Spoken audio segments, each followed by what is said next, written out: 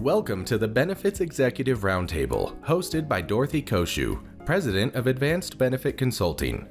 Dorothy is a nationally recognized benefits and compliance consultant and group health broker. Here, you will watch and listen to industry experts who will break down the latest trends in employee benefits, healthcare reform, state and federal legislative and regulatory activities, all designed to empower executive decisions. We are proud to bring to you all new for Season 6 video podcasts. We hope that you enjoy your new video podcast format, and please forgive any audio or video imperfections. Thank you for viewing and listening.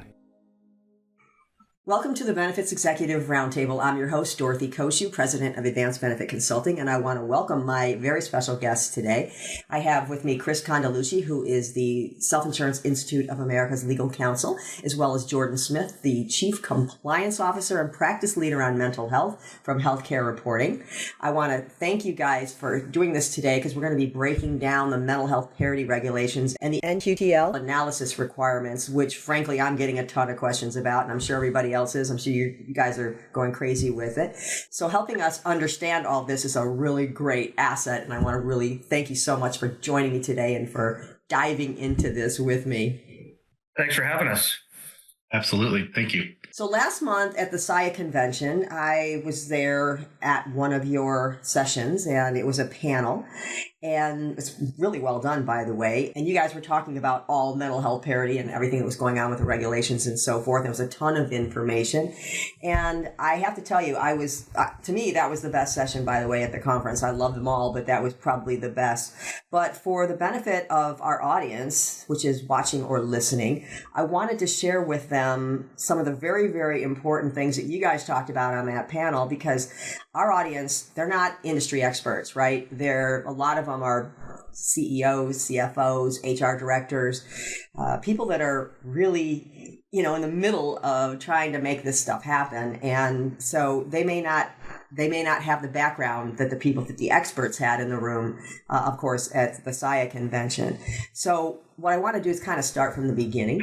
Chris, I'm going to ask you to start with just summarizing mental health parity, the history of it. It started back 2008, I believe. So if you could just kind of give us a bird's eye view of 2008 to present, where are we now? And that, I think, will kind of set the stage for the rest of the discussion today. Yeah, and it even goes back to 1996. So and I'll call it the mental health parity law, right? So I'm going to refer to it as the mental health parity law.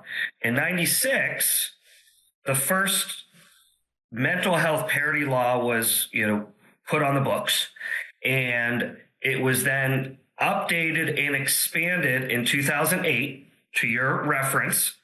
And then it once again was touched by Congress at the end of 2020, requiring insurance carriers and self-insured plans to provide a detailed comparative analysis relating to some of the imposition of limits with respect to the mental health parity law. So we have 96, we have 2008, and we have 2021.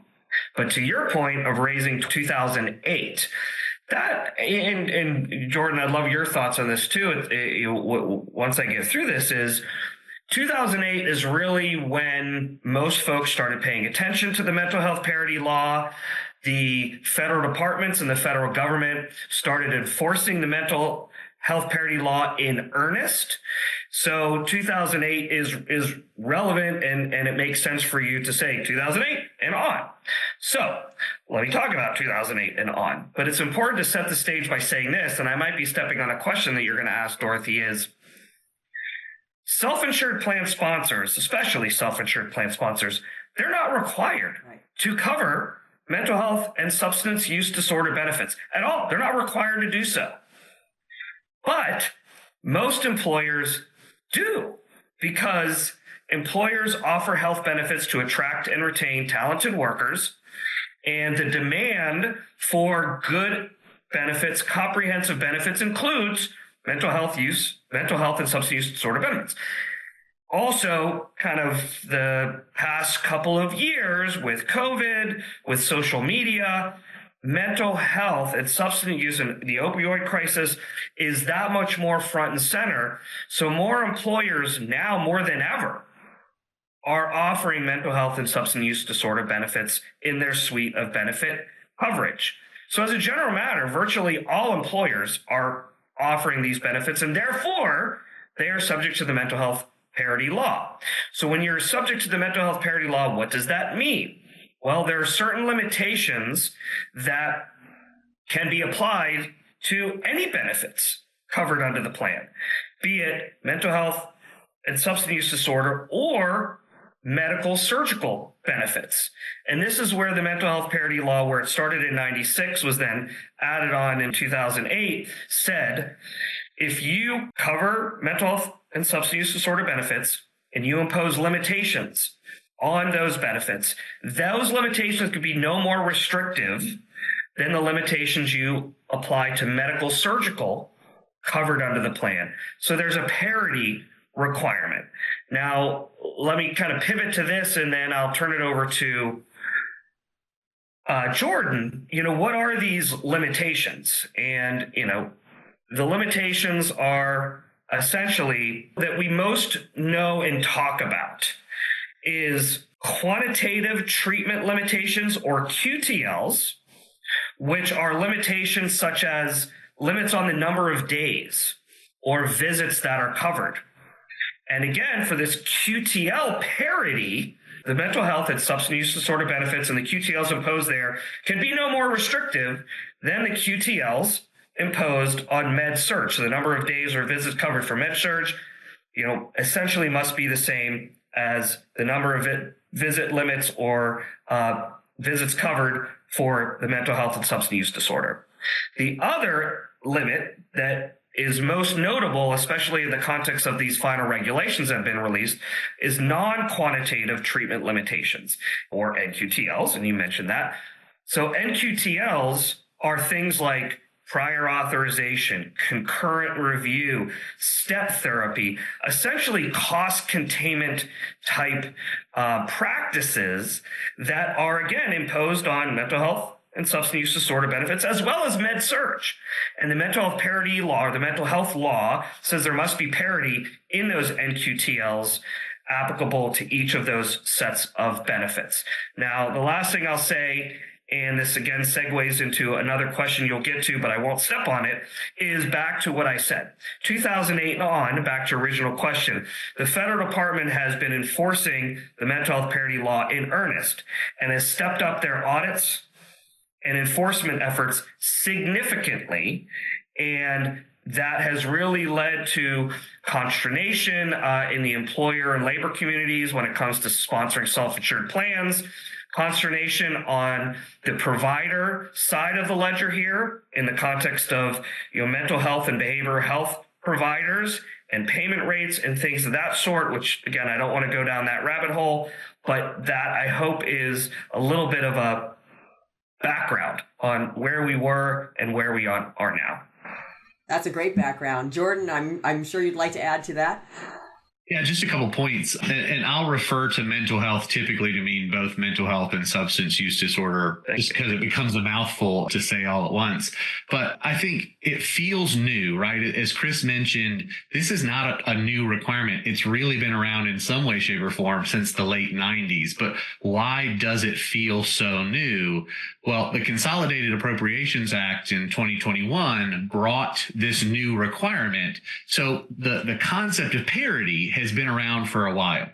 The concept of demonstrating that parity is also not really new, but it used to be a self-assessment, an optional self-assessment. The CAA established a mandatory self-assessment, essentially conducting this comparative analysis.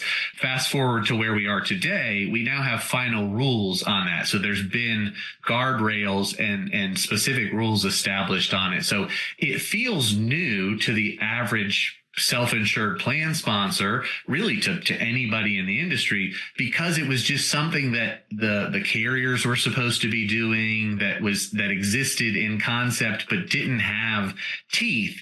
And I think the departments, I've heard a former DOL investigator say that it really came about because they saw that people were asleep at the wheel, that they just weren't aware of what was happening. So while this parity thing existed long before the CAA brought it into focus with this requirement to be that wake up call, to get people to acknowledge, hey, this is not optional at this point. I think the other piece of what feels new about this is the clarity around you, plan sponsor, are in the driving seat. The buck stops with you. And so you now have to demonstrate how you're doing this. And that's the wake up call. That's the requirement here on the self-insured plan sponsor. Yeah. And Dorothy, if you'll indulge me, let me double down on what Jordan said, especially relating to the more recent rule that came into effect in 2021, which is the NQTL comparative analysis, which Jordan mentioned. And the policy geek in me wants to double down on this because, Congress oftentimes acts for a reason. And when it comes to this comparative analysis requirement, which, as Jordan alluded to, and I'll even get into more detail, actually is a requirement on the plan sponsor to explain in what I will call excruciating detail how and why the plan sponsor is providing parity with mental health versus med surg, as I discussed before. So now you have this written requirement of detailing how and why you are compliant with the mental health parity law, which, why it feels so new, to Jordan's point, that requirement came into the law at the end of 2020, effective 2021, and that's what most people are wrestling with. But again, the policy geek in me says, why did Congress even put that in the law? Why is there more homework or more work that a plan sponsor has to undergo? And it's exactly what Jordan mentioned. The mental health parity law has been around since 96, 2008, but plan sponsors really weren't complying. Insurance carriers really weren't doing the right things when it comes to coverage. And the federal department said, you know what? That's not cool with us. So we're going to put an additional layer, an additional requirement, which, again, is more new and why we're even talking today. Well, thanks for all that information. And I want to come back to something that you said at the beginning, Chris, and you said it's probably going to step on one of your questions, and it's not stepping. It's always good information. But I do want to come back to it, and that's the audits and enforcement piece of this. You guys had talked about this at the SIA conference last month, and most of us in the industry know that there's been a lot of activity, a lot more activity over the past couple of years, especially. And in some respects, people are saying that there seems to be more enforcement in mental health than in other parts of health plan compliance. So again, setting the stage for what we're going to be talking about throughout this podcast, what are the hot topics within mental health parity that are gaining such traction with regulators and investigators? And why is this such a big deal now? Yeah, and I'll start, and then Jordan, I'll let you give more detail. Because I certainly, as a lawyer and as a legal practitioner, I represent plan sponsors, and some of my plan sponsor clients have gone through a mental health parity audit, and it comes out of the blue. It's a letter from the Department of Labor, as I always refer to it, kind of knocking on your door, saying, "Hey, show me, illustrate to me that you are compliant with the mental health parity law," which now includes this written comparative analysis. And I would argue, as we discussed earlier, a lot of the increased enforcement is due to the belief that no one was complying before. And there is, depending on, I don't want to bring politics into this, but depending on the administration, one administration might feel that mental health benefits, limiting it to that to the moment, is more important than enforcing another benefit-related matter. And that's going to become a priority of that particular administration. And in particular, the Biden administration, which led to final regs, which we'll talk about in a little bit, a lot of that was driven by the concern that there was limited access to mental health benefits. And a lot of that understanding or realization that there's limited access came through the audit activity. And that was another driver behind the enforcement efforts, the audit activity, to make sure that that plan sponsors are not only complying, but there is adequate access to these very important benefits. So that's at least my contribution to the question. Jordan, I'll turn it to you to give more detail on your experience with audits. Yeah. I think the data matters. People don't automatically put this with the transparency laws because it falls outside of that. It's sort of separate, but it is part of the transparency movement, right? And that all of these things are interconnected, that in order to do this analysis properly, you have to be able to look at how are you reimbursing providers? Are you incentivizing them to be in your network? Does it make sense for the average mental health provider to participate when they know that they're going to get the crumbs compared to the big, more attractive practices of medicine, right? So there's this movement of bringing things to light. And so in that transparency, the operational data, the metrics, I like to refer to it as the quality control. Like, how do you know the design, the application, some of these technical terms of the requirement are actually working in parity? The DOL really wants to see, CMS really wants to see the operational data. What was the impact, the outcomes? That's reflected in the final rule that we now have the term, the relevant data evaluation, this comprehensive look at what were the outcomes of these treatment limitations on actual claims. The other thing that I think is important as a target item, it's come up in every publication I'm aware of, in the reports to Congress recently, in the final rule, in investigation decisions that I've been privy to, and that is around autism spectrum disorder. I like to say that limitations related to ASD is the second most likely thing I've seen lead to one of these investigations on the enforcement side.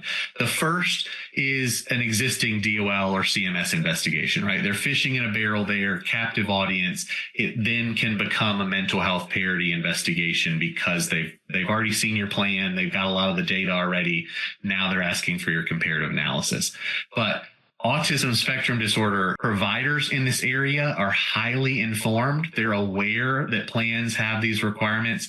The departments have seemed to kind of tout this, and this is my own opinion, seem to sort of tout some of their success around how they've opened up benefits in the autism spectrum disorder realm. ABA therapy, applied behavior analysis therapy, is a big one. So when we see an investigation, I can almost always say this is probably going to be autism related because the providers are highly informed. They're telling their members, their patients, their clients, hey, you can ask your plan to demonstrate this. And if not, then they push back, report it to EBSA, that Employee Benefit Security Administration. So it is one of the things that I point out. You want to pay close attention to that because that is an enforcement priority based on everything we've seen. And I'm so glad you talked about that because my own clients, I actually have a lot of clients that are actually ABA providers. And I'm sure they're going to want to be listening to this and watching this podcast and hear all of the things you just said, because obviously they're very much aware of this as well. But for the benefit of the plan sponsors, again, not the TPAs, not the brokers, not the consultants, what is the main goal? We kind of already talked about this, but I want to just kind of bring it back, kind of summarize it for the listeners and those watching on video. What is the main goal of mental health parity, and what does it require plan sponsors offering mental health coverage to do, just in bullet point form? Yeah. So the first thing is it's not a benefit mandate, as Chris mentioned, right? So it's not dictating coverage of a specific condition itself. It feels that way given the last comments that we just had on ASD, but it itself is not a benefit mandate. Rather, it's requiring plans to administer those benefits comparably and no more stringently on the mental health side as they do on the med-surg side. Essentially, you can't discriminate against mental health. And the final rule goes as far as to make that explicitly clear. We used to say it feels like a non-discrimination requirement. The final rule actually uses the term you can't discriminate in some of the sources, evidentiary standards that you're referring to. So it's requiring you to give equal consideration to mental health and substance use disorder benefits. There are key areas, like Chris alluded to, where parity doesn't always mean equal or equally applied. When we talk about the predominant and the substantially all rules, those aren't necessarily just because you're doing something to med surg, you can do it to mental health. When we talk about those, it's actually more consideration may be given to mental health than it is to the med surg side. So it's requiring plans to operate in parity, give equal consideration, make sure that you're not applying a stricter standard to mental health and substance use disorder benefits than what you're doing in the design and the administration, the operations of your plans. Yeah, and just that, I mean, Jordan hit the nail on the head. I mean, really at its core, the best bullet point is if you're offering mental health benefits, you cannot be more restrictive as it relates to those benefits relative to med surg. Plain and simple. You've got to be fair. You've got to be comparable. Sometimes when you're in the weeds in some of these different tests that maybe we can at least talk about a little bit later, but generally speaking, you know, it's not going to be a 1-to-1. Sometimes there's a ratio, but that ratio still produces a conclusion that plan sponsor, okay, you're not discriminating. You're not putting the thumb on the scale and shorting mental health benefit coverage relative to med surg coverage. So at its core is you got to be fair. You got to be comparable. You can't say I'm going to limit mental health to the detriment of mental health coverage relative to providing great coverage on the med surg side. And I do also want to add just one thing that I think actually, Dorothy, you alluded to this, but Jordan raised it too. This is very important for plan sponsors when it comes to really this question of like, what do you have to do? Well, we just told you what you have to do. You have to make sure that you're not putting the thumb on the scale. But here's the big deal. You're a self-insured plan sponsor. You're not the one putting together that suite of mental health and behavioral health benefits that are covered under your plan. You're not coming up with the QTLs or the NQTL limitations. The service provider or the owner of the provider network that's renting you your network is generally the one that's doing that. But Jordan, I think you said it, the liability lies with the plan sponsor. So the plan sponsor cannot be asleep at the wheel, asleep at the switch. They have to engage their service provider to say, wow, this really matters now. It did before, but it matters more now. And you, service provider, have to make sure that what you're giving me for all intents and purposes is compliant, is not putting the thumb on the scale, because the buck stops with me, plan sponsor. And so a plan sponsor needs to know that.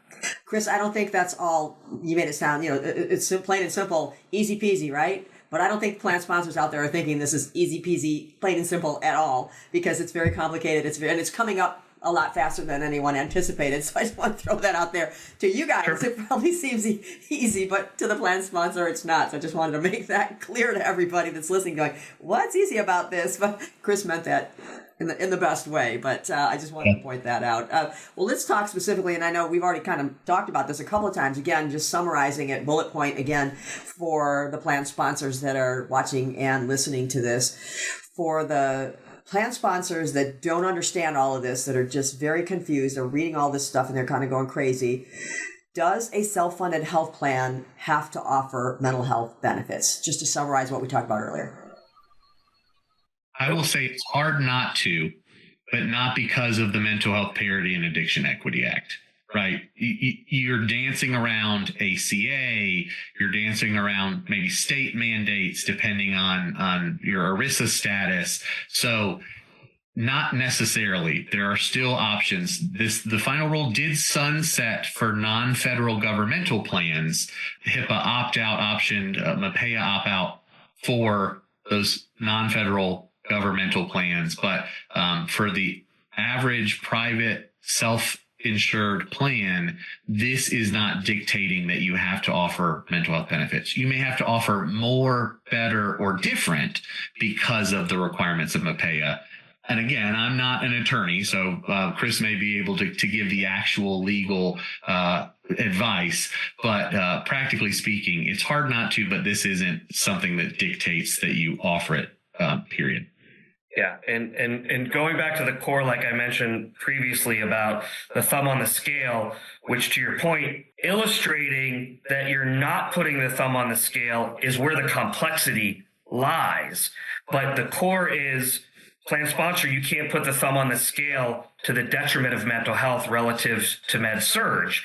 But back to your question here is, and I always say this from a core perspective, a base perspective, self-insured plans are not subject to any benefit mandates. Yes, there's coverage requirements under the Affordable Care Act, like no annual and lifetime limits, covering adult children up to age 26 if you cover, adult children under your plan, no cost sharing for certain preventive services. Like those are coverage requirements. It's not a benefit mandate. And so a self-insured plan can be as simple as providing preventive services only. We've heard of MEC plans, so I don't want to go far afield, but I'm just giving you an example of self-insured plans are not mandated to cover benefits. And here, talking about mental health, they're not mandated to cover benefits, so they don't have to. But as I alluded to earlier in my remarks, and Jordan just said, it's hard for an employer not to.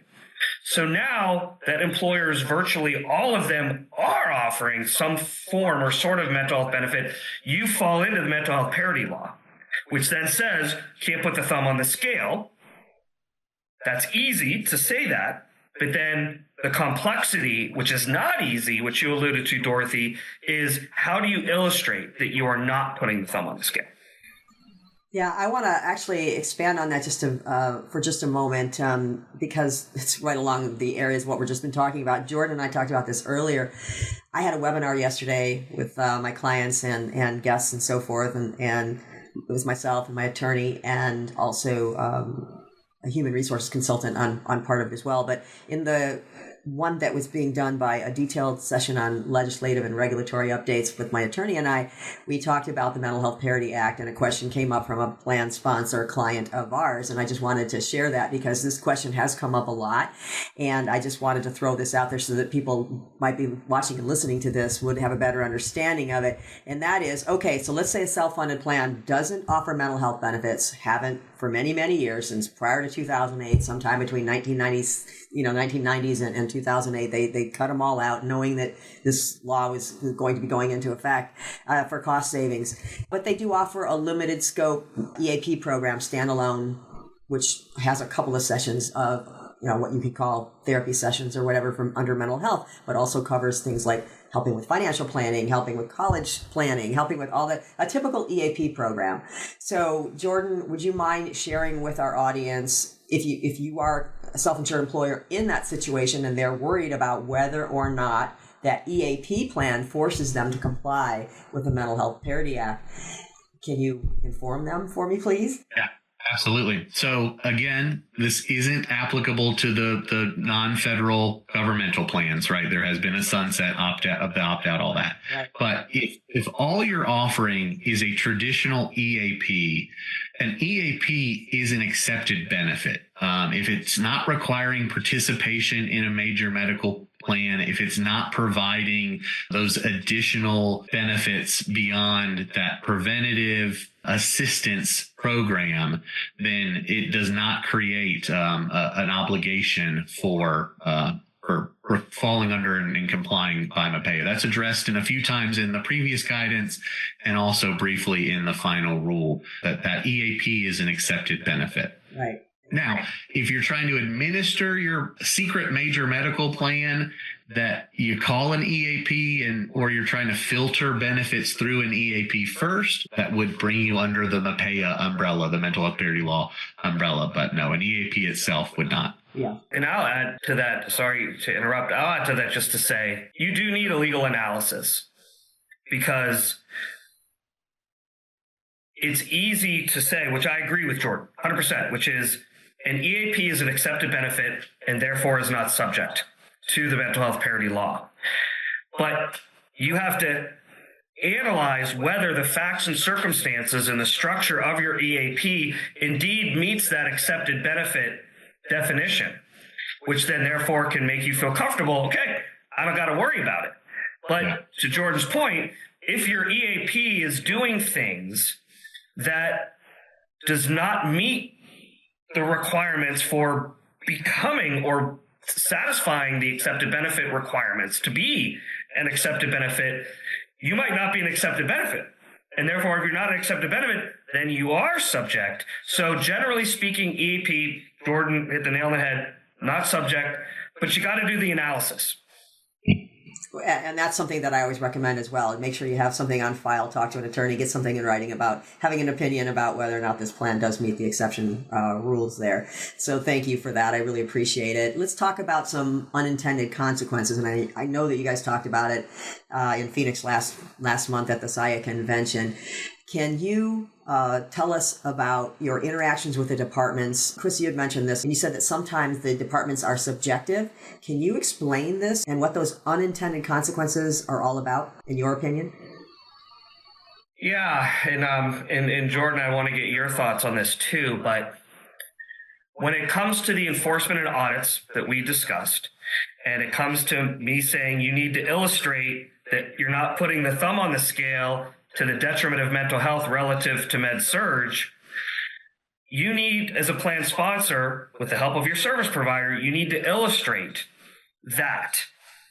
And there are tests and definitions and requirements, especially in the final regs, which I don't want to go into just yet, that are very detailed and very difficult to get your hands on the data. It's difficult to say the data that I have is consistent with what you, federal government, want me to analyze and show you, that then illustrates that I am indeed compliant.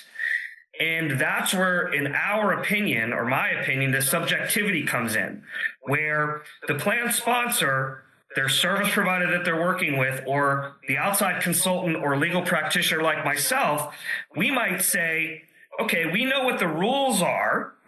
We know what this definition purportedly says in the reg. We know what this test is purportedly trying to tell us to do, and we are supplying the data, we're supplying the information, we're explaining our actions, our facts and circumstances, and we think what we've put together is consistent with what the federal government wants us to show them how and why we're compliant. But the government might look at what we think indeed shows compliance, and they might say, nope, the data here, not consistent, or you didn't meet this definition, or, you know, the definition, we really mean this, and you thought it was that. And so it's this subjectivity that is really the source of the consternation between plan sponsors who are being audited and going back and forth with the departments during these audits. So Jordan, I'd love to hear what your thoughts are. Yeah. The only thing I would add there is there's a requirement for a reasoned explanation, that there be essentially a thorough discussion of how you know you're in parity, incorporating all the factors, defining the factors, all of these things. I had an epiphany that it makes sense that this regulatory agency is looking for something that they often do, and that is the proposed rules were put out there. And in the preamble to the final rule, there is a very reasoned discussion where they took into the consideration the public comments, the thousands of public comments, and that reads like what I imagine the agencies are looking for. Commenter one said this is how we took this into consideration, this is where we went from there. So the preamble itself feels like an Easter egg, hidden kind of example of what it seems like that they're willing to do. The average plan sponsor, not just the average plan sponsor, a highly informed, high-functioning plan sponsor who knows the law themselves in and out, isn't writing a multi-hundred-page preamble to a final rule equivalent where they're taking in every comment, addressing them specifically. When they say factors, that's sort of what the commenters' comments feel like in that preamble of the final rule. So that that task is difficult. And then some of the other unintended consequences are we've seen medical surgical benefits get worse or more expensive or more restrictive to bring up the level in parity. If you're looking at parity as a true measure of balance, we have seen plans this have the unintended consequence of good, important medical surgical benefits getting more expensive or more restrictive because the plan feels like it can't afford to bring down the mental health thresholds, limits. Right. And I can see why that would I mean, I can see why plan sponsors would want to do that because it's their money. Right. It's expensive. It's a big deal. Yeah. Is it permissible? I don't know. I doubt it, but we see plans all the time that try and do it that way. Yeah. Yeah, Dorothy, let me sorry I'm talking so much, but let me just kind of add to what Jordan said, because I wrote a number of public comment letters on behalf of plan sponsors and or trade associations.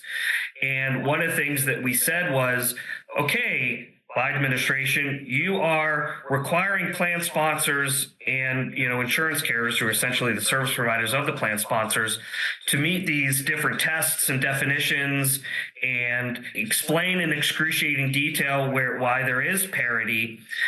But it's so difficult for the plan sponsor, even that service provider, to meet those definitions, to meet those tests, to explain in excruciating detail how and why the plan is compliant, that many plan sponsors are going to throw their hands up in the air and say, okay, the best way to do this, and you seem to allude to it, is we're just going to cut our mental health benefit coverage entirely, because it goes back to, if you're not covering mental health benefits, you're not subject to the mental health parity law.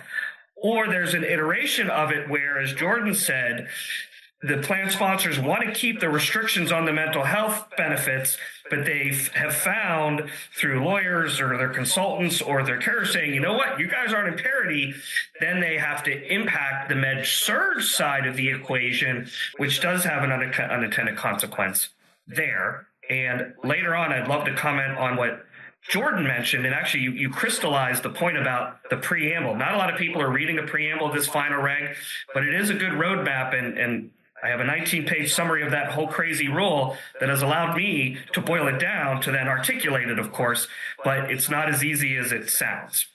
I actually read the preamble because I thought, in the past, I've always gotten a lot out of the preamble, how they kind of came to the conclusions that they did. So I'm like you, Jordan, in that I actually read it, but you're right, a lot of people don't. They just skip to the nitty-gritty. What do they need to know? I agree with that. But we talked about a couple of tests and here and there, but I want to come back to this. There's a lot, obviously, in the final rule. One of the things in the proposed rule that did not end up in the final rule was a math test. And I heard Lisa, one of the other panelists at SIA last month, say that was good news. So what was that math test that was eliminated, and why is that good news? I can speak Yeah, go ahead, Jordan. You start, please. I think first and foremost, it's hard, right? Because we're talking about a non-quantitative treatment limitation. It's inherently non-quantitative. So how do you demonstrate a quantitative measure of a non-quantitative treatment limitation? So the tests were the predominant and substantially all tests, essentially that you can't impose, as it stands now and as the final rule finalized, you can't impose a QTL, like Chris mentioned, or a financial requirement, a copay, deductible, coinsurance rate. You can't impose one of those quantifiable treatment limitations to mental health benefits unless it applies to substantially all of the benefits in a particular classification. And if it does apply to substantially all of those benefits in the classification, then you can only impose whatever QTL threshold applies to predominantly all of the medical surgical claims, the expected medical surgical claims. And so this is one of those key areas where parity doesn't necessarily mean equal or equally applied, because it could be that there is something that applies more restrictively to mental health, and you can't be doing that. So a good example on the quantitative side is a specialist copay, for instance, in the outpatient benefit classification. Unless substantially all of your services outpatient are subject to a copay requirement. And the predominant rate, what is that predominant rate? Almost always in an outpatient office setting, it's going to be primary care. So it makes the specialist piece hard. You can see how that's tough. That's a tough equation to bring to something like a prior authorization requirement. Like what is 2/3 of a prior authorization requirement? What's a predominant rate or a predominant factor in a prior authorization determination? So it's just hard to put those numbers to it. It's so difficult to try to explain this substantially all and predominant test. And so I think Jordan did a great job of explaining that. So I won't really try to explain it, but I can put it this way. It was a square peg round hole scenario. And that's what we argued to the federal departments, which was, as Jordan said, you've got NQTLs, which are not quantitative by definition, of course. And if you're applying like a math test, which also by definition is more quantitative in nature, you can't apply a mathematical test to a non-quantifiable thing. And as a result, you federal departments are requiring plan sponsors to try to comply with something that we cannot operationalize. It's impossible to operationalize. And even if we tried to operationalize it, it would result in the unintended consequences that we discussed previously. So to cut to the quick, the substantially all and predominant tests were cut out of the final regulation. And this is why Lisa Campbell said it was a good thing. I think it's a good thing. The industry thinks it's a good thing for the reason we just discussed. It was impossible to meet. It was impossible to operationalize. And if we were to try, it would have really led to some unintended consequences. Well, thank you for that great explanation. And I want to talk about some terms. Actually, the definitions changed in the final rules as well. So for the benefit of our audience, what is meaningful benefit and material difference? And what do these mean and how are they changed? Yeah. I think I can take meaningful benefits if you want to take material difference, Chris. On the meaningful benefit side, so overall, the final rule requires that if you cover a core treatment or a particular condition in each of those benefit classifications, inpatient, in and out of network, outpatient, in and out of network, emergency pharmacy, when we say benefit classifications, those are the 6 that we mean. If you're covering a core treatment on the medical surgical side, you have to cover a comparable mental health core treatment for mental health and substance use disorder benefits in that same classification. So when we say meaningful benefits, what that means is those core treatments, and that's additionally defined as well using standards of care. There's a lot that go beyond that, but you can't offer a consolation prize to mental health in the outpatient in-network benefit because it's cheap and easy, unless that's considered a generally accepted standard of care core treatment for that condition. Yeah, and I'll answer this question this way by even really taking a step back for the moment to say this. So we talked about the substantially all and the predominant tests. They're gone. So the final regulation now requires 2 tests. One is called the data and application requirements, which itself is a test, and there's complexity under that. Data and application requirements test. And there's another test called the relevant data evaluation requirements test. So I call it test 1, the data application, relevant data evaluations test 2. Under this test 2, relevant data evaluation is where this term material difference comes up. And the best way to describe what this relevant data evaluation test requires that brings in material differences, and I'll even read it because I have it up on my screen, that plans must collect and evaluate relevant data in a manner that reasonably shows that there is access, that the impact of an NQTL is not having a negative impact on access to mental health benefits relative to med-surg. And to the extent that relevant data collected and evaluated shows a material difference in access, that's bad. So what is a material difference? Well, the regs say, based on relevant facts and circumstances, which include but are not limited to the terms of the NQTL, the quality or limitations of the data, the causal explanations and analysis, and the magnitude of the disparities between what is being imposed on the mental health relative to the med surge. Now, that almost didn't make sense to me, and I'm reading a slide that I put together for presentations that I give. So what the heck is material difference? Really, the material difference, or determining a material difference, is there some sort of term of the NQTL that's imposed on the mental health relative to med surge different in some way? Is there quality or limitations of the data that shows that this limitation limits access to mental health and doesn't limit access to med surge? Is there some sort of causal explanation and analysis to say, well, the limitation limits access to mental health because of these reasons, but you don't have those same reasons in the context of medical surgical? And are the disparities in, the access to mental health relative to med surge so great that, going back to subjectivity, is going to lead the federal government to say, yep, there's a material difference here? But the last thing I'll say is this material difference definition is ambiguous at best. It's gray.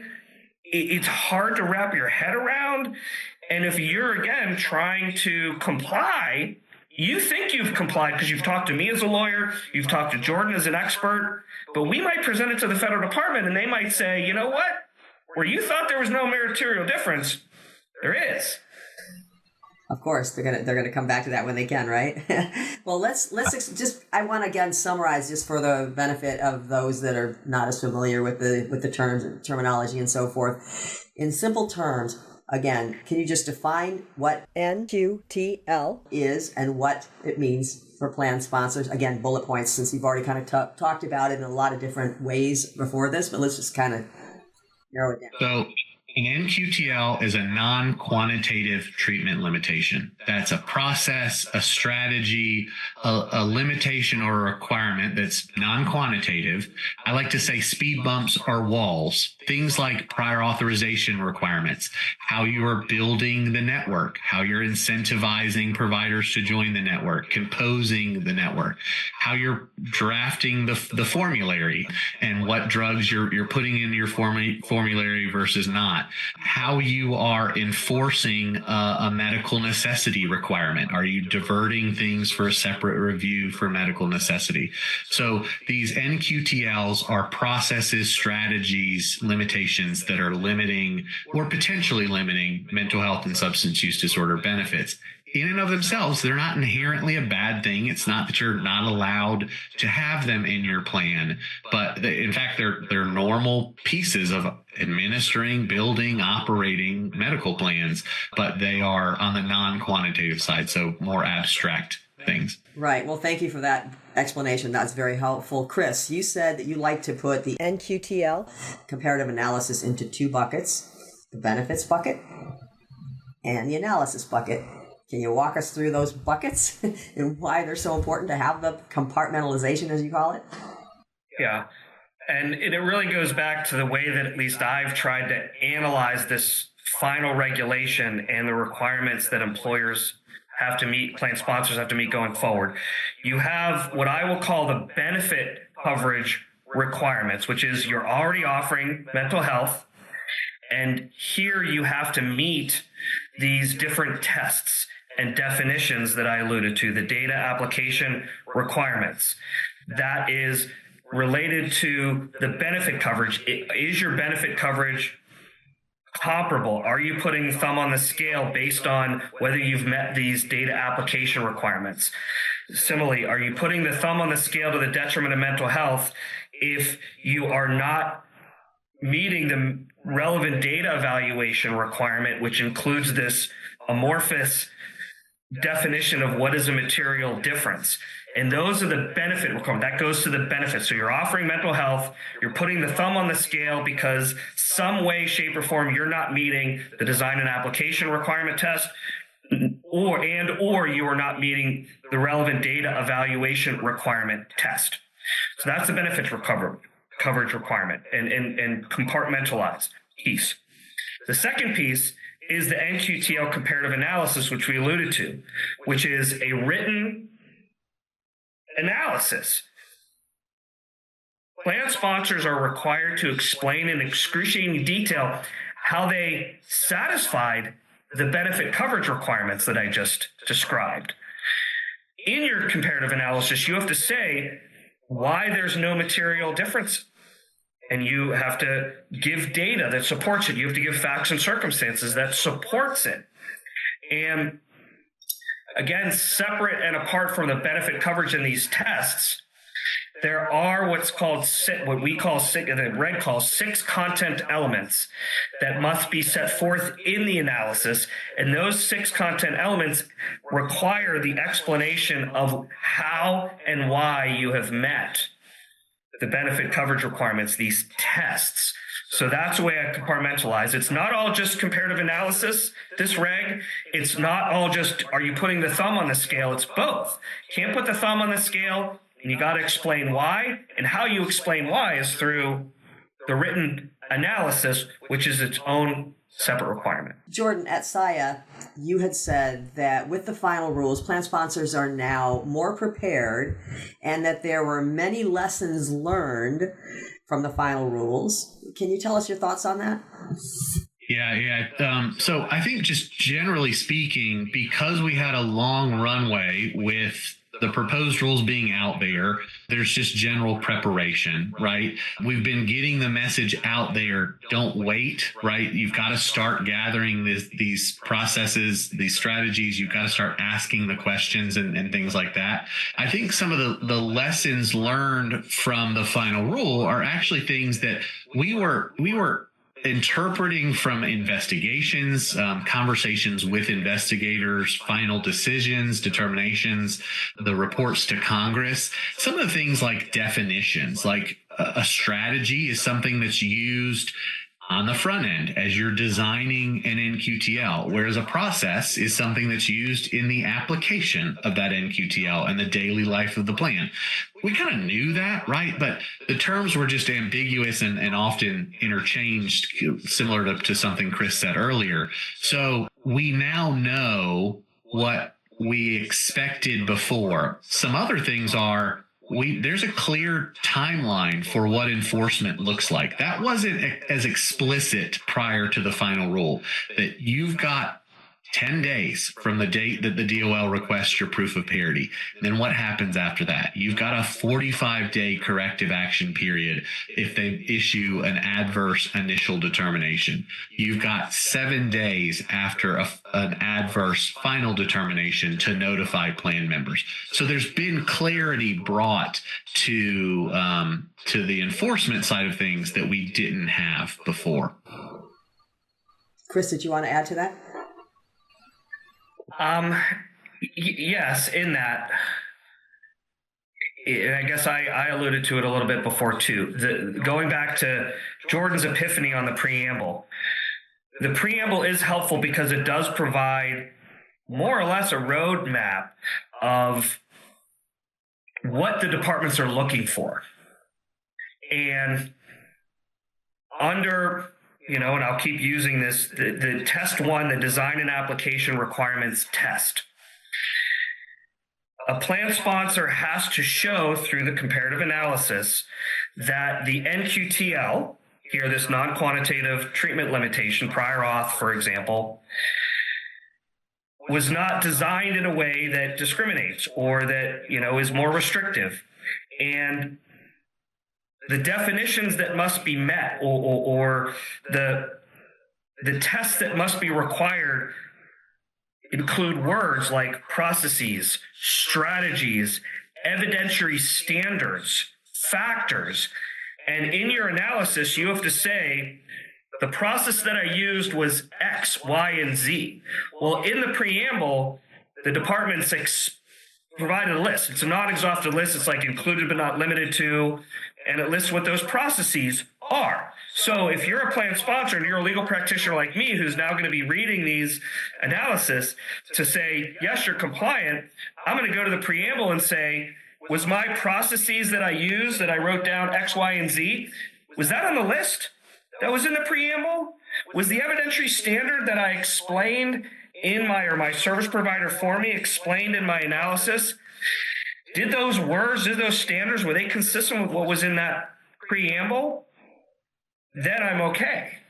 And it's in that regard that, I think Jordan said rightly, and I could attest to, the regs are helpful because it provides that roadmap and does give plan sponsors a little more comfort to be able to deal with the complexity of all this. Yeah. Well, I want to talk about something that you guys both kind of mentioned before, but unintended consequences so far with the final rule. Particularly, I want to ask you about when, for example, the department say you failed. Now your stop loss carrier has to go back potentially looking for, claims are refiled, right? And the stop loss carrier comes in and says, we're not going to cover this. Tell us about how that scenario and some scenarios like that can be a big problem. Yeah. I think that is a really important one, and it's one that not a lot of folks have connected the dots on yet. And that is, one, the final rule clarified that if you have that adverse determination, and it could just be you didn't prove parity on this NQTL. It could also be you've been discriminating, you've been operating out of parity. But even if you can't prove it, you may have to go back and not just pay claims that were previously denied. You may have to open up the opportunity for members to refile claims. That was something that was addressed in the final rule that has pretty significant implications.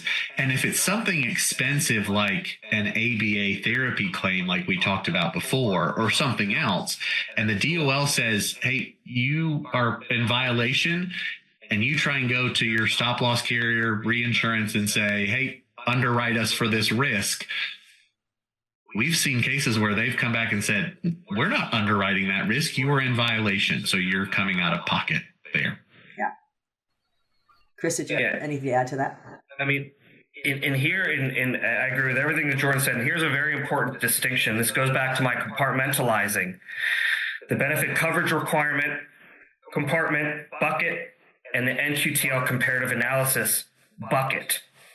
If the federal government says you were putting your thumb on the scale and you sufficiently didn't explain to me what you were doing from a benefit coverage requirement, you didn't meet these tests, the consequence there is the departments can say you must stop imposing that limitation, and that could be retroactive, which requires the reprocessing of claims and whatnot, which is significant.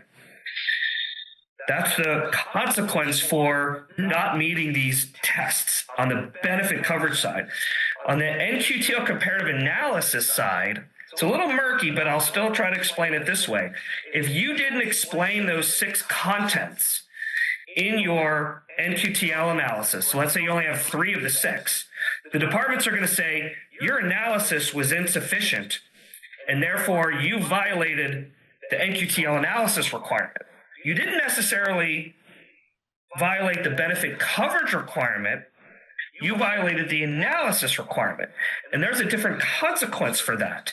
You don't necessarily have to stop imposing the NQTL because you didn't have a benefit coverage requirement violation. You had an analysis violation. The consequence there is you must notify your participants that my analysis was wrong or insufficient, that is, and the plan sponsor gets named in the report to Congress. So it's important to understand, again, this bifurcation, this distinction between benefit coverage under the rules, the non-comparative analysis requirements, and the consequences of each, which still are both significant. The benefit coverage side a little more significant for the reasons we discussed about reprocessing claims, financial, et cetera. Okay, that was very helpful. Thank you very much. Jordan, last month you had said that you were hoping for a good faith standard, but that the closest we got was a prudent process and a duty to monitor. Can you tell us your thoughts on this? Yeah, so as someone who works with thousands of plan sponsors, we really would have liked something like the early ACA reporting days where it said, if you do this, that demonstrates good faith effort. For a long time, casually and informally, the joke has always been that to the Department of Labor, for instance, good faith effort is compliance, right? Sort of tongue in cheek. But we really were looking for something to acknowledge, hey, they don't have the controls over all of the administration, design, application of these NQTLs or parity always. So what we got was a fiduciary certification. And this is something that's effective 1/1/2025, where plan sponsors don't have to certify that the comparative analysis is in compliance and is fully sufficient. They have to certify that they engaged in a prudent process to identify a qualified service provider.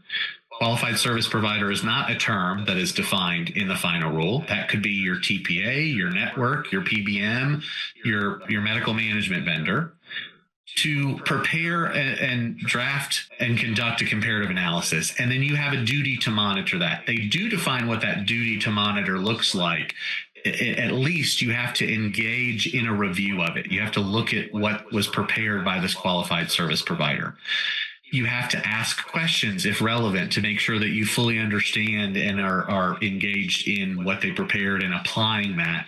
And then you also have to get some attestation from them or some assurance that to the best of their ability, the NQTL comparative analysis contains those components that are required, those 6 that Chris mentioned. So that is, to me, the closest thing we're getting to a good faith effort standard, because the plan sponsor can say, we're awake at the wheel. Here's how we are. Here we've documented asking questions of our qualified service provider. And for the record, a qualified service provider could be a consultant that's writing your own comparative analysis. Maybe you're not relying on just what the TPA says, but you need someone to write that true statement of parity and findings. Or maybe your TPA says, hey, we're not giving you the assurance that all the elements of the comparative analysis are here. So the plan sponsor has an obligation to, if their qualified service provider is their TPA and they're not doing that, then you may need another qualified service provider to fill in the gaps of what your vendors aren't doing. But that at least gives the plan sponsor something that's practically within their control, instead of, I have to imagine some way to put the toothpaste back in the tube, and I didn't create the toothpaste and it was never there. At least I can certify that, hey, this person, this qualified service provider that I've engaged with to help me administer my benefits, to help me write my analysis, I can say I've engaged with what they've done, and I've gotten them to say to the best of their ability, they've included everything that's required and that they can. Yeah, that was very helpful. And Chris, you talked about this in the last podcast that we recorded, which, was about the hot topics in Washington and so forth, and self-insurance. And you talked about the fiduciary responsibilities, including responsibilities as they relate to mental health. So can you tell our audience if there are any liabilities, that the statute has built into them for the plan sponsor, even though they're relying on those service providers that Jordan just talked about, and you've talked about those in the past? What are your thoughts on this? Can you share this with our audience? Yeah, and it's a perfect question, because I was going to put a finer point on what Jordan said, which was exactly right about the fiduciary certification. Just to say, as we've discussed, and as everybody in the benefits world knows, fiduciary issues and fiduciary liability is front and center nowadays. And we now have a regulation that actually talks about a fiduciary certification. Now, the proposed rule required the plan sponsor to certify that it was compliant, that the analysis and everything they've done was compliant, which was a very high bar, very big deal, especially when you're talking about fiduciary and fiduciary liability. At least the departments backed off on that slightly, where they didn't require the plan sponsor to certify, to attest that they are compliant. Instead, the federal department said, you must adhere to your fiduciary duties, which one is the duty to monitor. The duty to monitor is to make sure that your service provider that you're relying on is doing everything that is compliant. And going back to the preamble that we've been discussing, the department specifically said, and Jordan, you somewhat alluded to this, specifically said that we would expect a plan sponsor, in satisfying their duty to monitor in the context of the comparative analysis, to, at a minimum, review the analysis prepared by the service provider, ask questions and discuss the contents of the analysis with the service provider to understand the findings and the conclusions set forth in the analysis. And, this is important, ensure that the service provider gives you assurances that your analysis is compliant. Now, you might go to a plan sponsor, might go to the service provider, and they might not want to give you that assurance. That's not going to fly. But what does a plan sponsor, what's their recourse? I honestly don't quite know, other than to say this. Going back to how to meet fiduciary liability in the first place. It's a process. It's a reasoned process. If you write down, I reviewed my comparative analysis, I asked questions, I discussed it with my service provider, they didn't give me assurances that they're compliant, and this is why, that actually will help you insulate yourself from fiduciary liability. Now, you got to really impress upon the service provider that they must give you assurances. Maybe put it in a contract. Maybe put it in a separate contract, some sort of indemnification that if you're not compliant and you're giving me assurances but you're wrong, I can come back to you. So this fiduciary certification and the fiduciary obligation to be compliant with not putting the thumb on the scale, being compliant with your making sure your analysis is sufficient, is really, I don't mean to scare people, is a huge deal. And the last thing I'll say is, sadly, it's a self-serving statement. You've got to hire a lawyer like me to read the comparative analysis and say, I think you've met your fiduciary duty. You hire Lisa Campbell with Groom Law Group, or you use your local employee benefit counsel that you've been using. You literally need to hire them. They literally need to review these comparative analysis to make sure that it's compliant, and you got to get assurances. And if you can't get assurances, you have to adequately write down why you didn't get those assurances. And that will, I believe, insulate you to the extent it can from potential fiduciary liability. Well, thank you for all of that. That's great. Now let's summarize. I know we've talked about it in pieces before,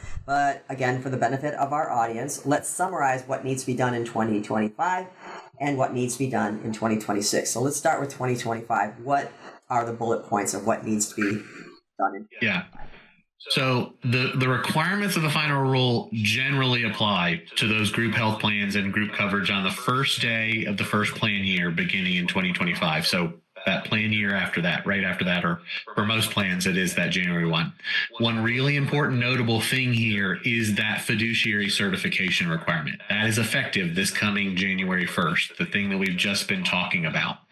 So the final requirements on the design, the application of NQTLs being no more restrictive to mental health and substance use disorder, and the enforcement components, the effective noncompliance, the disclosure requirements, and the comparative analysis content requirements, all of those that aren't related to the outcomes data, all of that would apply in 2025. Okay, so what about 2026?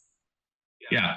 So here, the meaningful benefit standard, the prohibition on discriminatory factors and evidentiary standards, and the relevant data evaluation requirements, as well as the related requirements on all of those in the comparative analysis, those would apply on January 1, 2026. And guidance on those is forthcoming. So we think that there's a delay on those because practically speaking, they require more. You've got to look at the meaningful benefit standard. You've got to look at are you using discriminatory factors and evidentiary standards, as well as collecting the relevant data. So that will just take time, but also we are promised in the final rule guidance, technical guidance on that relevant data evaluation requirement there. So that's why there's a delay of those more technical components of the final rule to 2026. That was very, very helpful. Chris, did you want to add on to that? I mean, I'll just kind of repeat what Jordan said, but put it in the context of these two buckets. So let me start with the NQTL comparative analysis. Those requirements are existing. They were in effect in 2021, as we've discussed. So you must comply with writing the analysis. Added on to the analysis now is these 6 content elements. So starting January 1, 2025, what must you explain under these content elements? Well, it's the data application requirement test, which is effective January 1, 2025, as Jordan said. So to simplify it, on the benefit coverage side, you've got the data application requirement test, effective 1/1/25. That means the NQTL comparative analysis, which you already had to put together, you must now include all of the information under the 6 content elements related to the data application requirements test.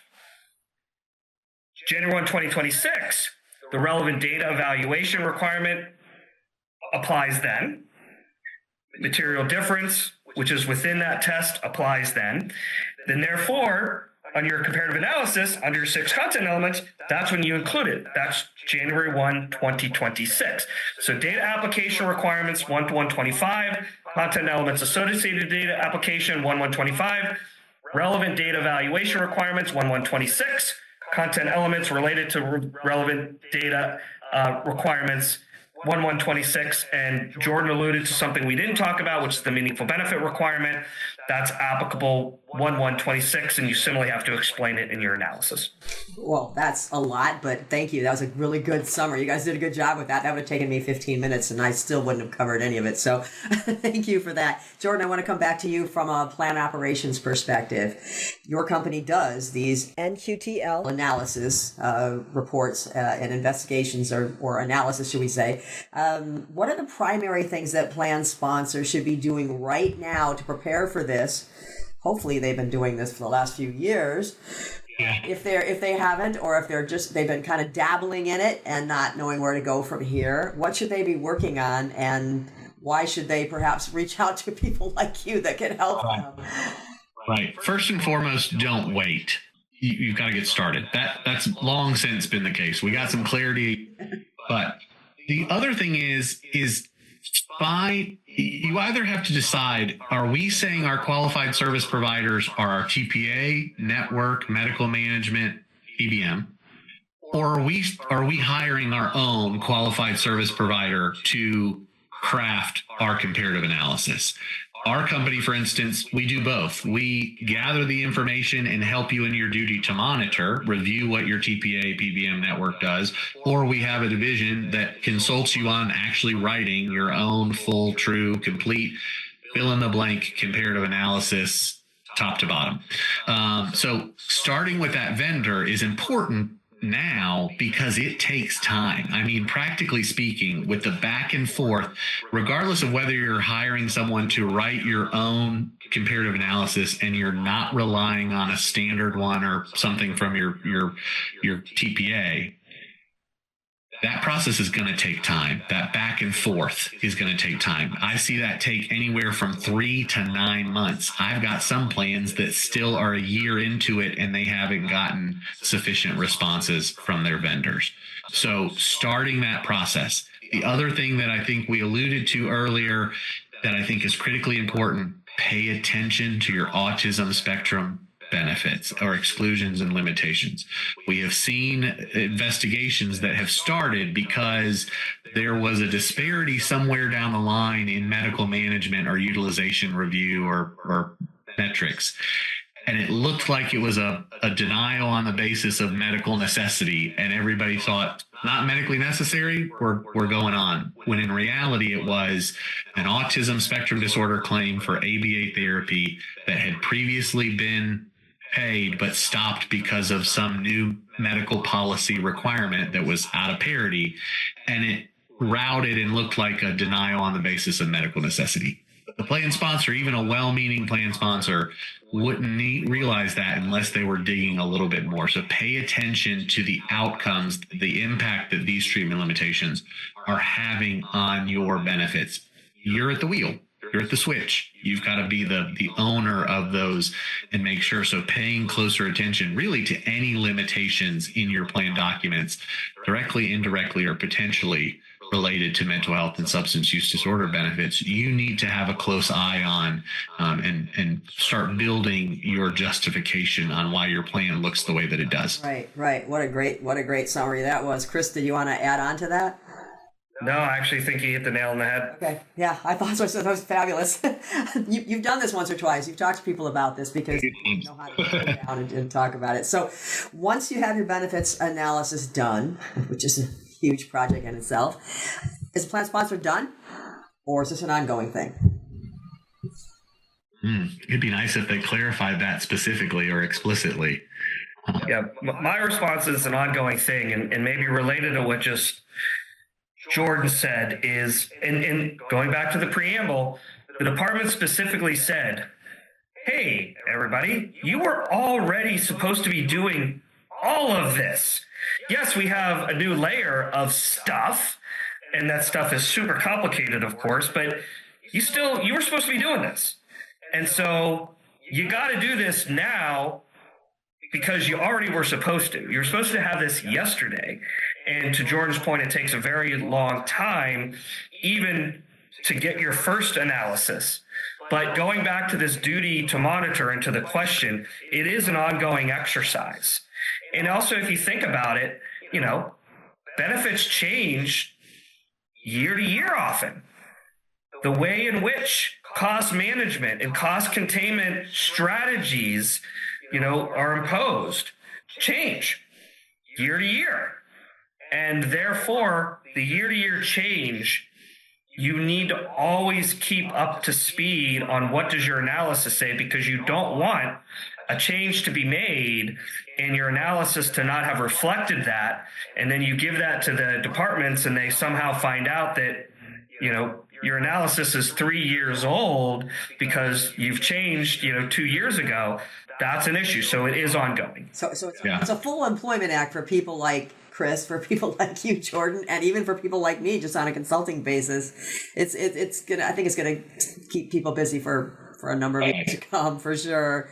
No doubt. Are there any other final points that you'd want to bring up to assist plan sponsors that we haven't covered? I think we covered a lot of it, but are there any specific points that we haven't covered that you'd like to bring up? Yeah, what I would say is there's a lot of misconceptions. Even before the final rule, in the consequences, find someone that has read this a few times, that is familiar with it, that is doing this work. Hire an attorney, hire a subject matter expert, a consultant, because there are a lot of misconceptions out there. Because this is complex, it's new, it's confusing inherently in many ways. So don't just listen to the one voice that says, oh, you don't have to do this. Before you decide you don't have to do this, you probably want a few people to give you some confirmation of that. Qualified people. Chris? Yeah. I would just sum it up to say, plan sponsor, the buck stops with you. Yes, you're a victim that you don't have all of the information. You don't put the benefit suite of coverage together. You don't put the limitations together. You've got to engage with your service providers. And lastly, the fiduciary liability and the fiduciary aspect of this is real, especially considering how fiduciary issues and fiduciary liability are so front and center, that you got to start doing things now and you got to keep doing it. Well said. Thank you guys for so much wonderful, valuable. I don't know if some people think it's wonderful, but I think it's wonderful. But definitely very, very valuable information on this topic. If someone want to reach out to you, Chris, at SIA, how would they do that? So You can reach me at my SIA email address, which is just ccondalucci@siia.org. Or I have my firm's business address, which is Chris at CC Law and Policy, all spelled out, cclawandpolicy.com.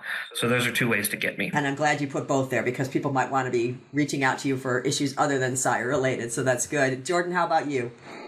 Yeah, well, I'm on LinkedIn, Jordan O. Smith. You can also reach me through our website at NQTLanalysis.com. We like to call it exactly what it is. So NQTLanalysis.com, and our team can support you and connect you with my email or LinkedIn. Thank you guys very much for being with me today. I really appreciate it.